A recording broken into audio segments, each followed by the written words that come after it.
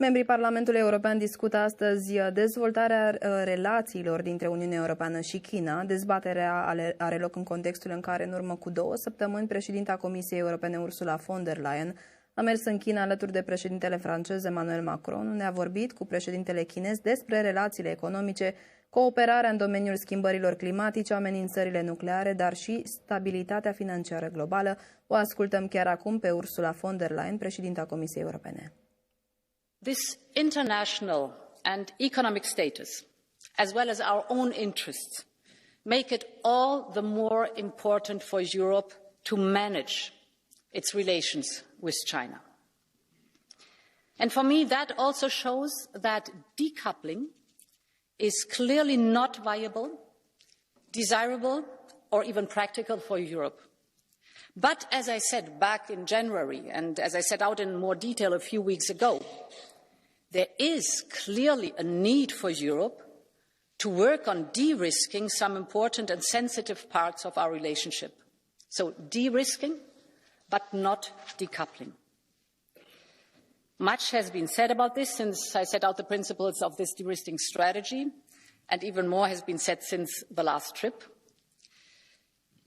In many ways, that reaction is good because Europe needs to have this discussion. And so I want first and foremost thank the Parliament for putting this debate on today. It's urgent and it's good that we have this debate.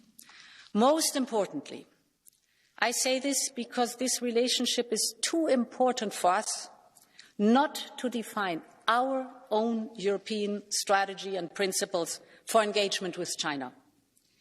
I believe we can and we must carve out our own distinct European approach that also leaves space for us to cooperate with other partners too. And the starting point for this is the need to have a shared and very clear-eyed picture of the risks and the opportunities in our engagement with China. And this means acknowledging, as well as clearly saying, that the Chinese Communist Party's actions have now caught up with its stated ambitions and the hardening of China's overall strategic posture over the last years. For example, the shows of military force in the South China Sea, in the East China Sea, and at the border with India directly affect our partners